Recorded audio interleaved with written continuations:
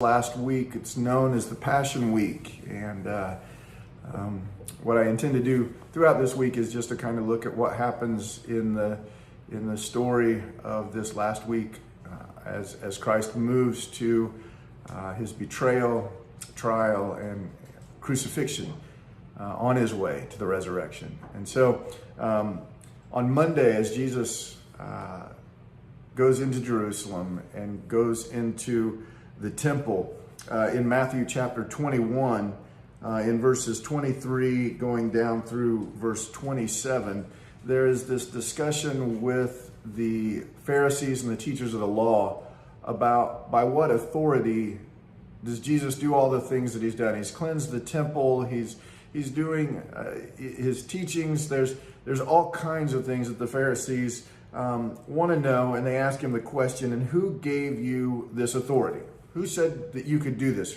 By what authority are you doing these things? Jesus asked them a question in response, and that's by what authority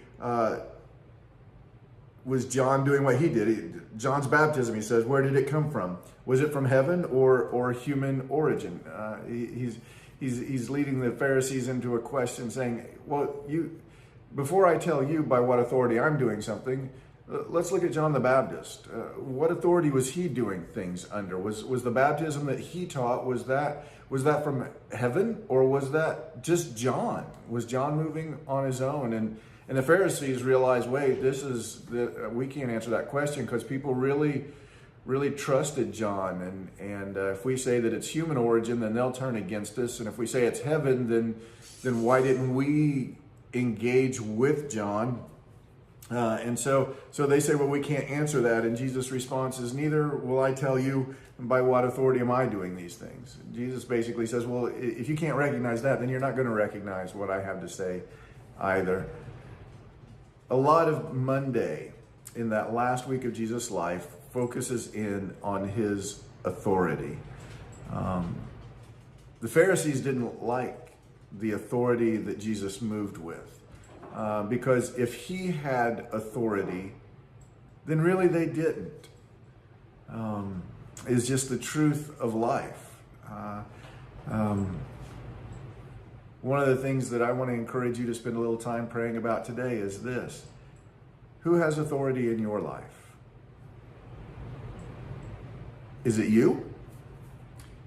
Or is it him?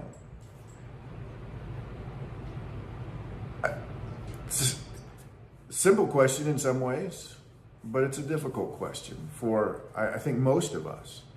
Because the truth be told, I would imagine that probably for most of us, that answer changes a little bit depending on the set of circumstances and what we're dealing with. I'd encourage you to spend time prayerfully going to God and wrestling through the question, who has authority over my life? Well, God bless you. I hope you have a great day, and I will look forward to talking to you tomorrow. We'll see you.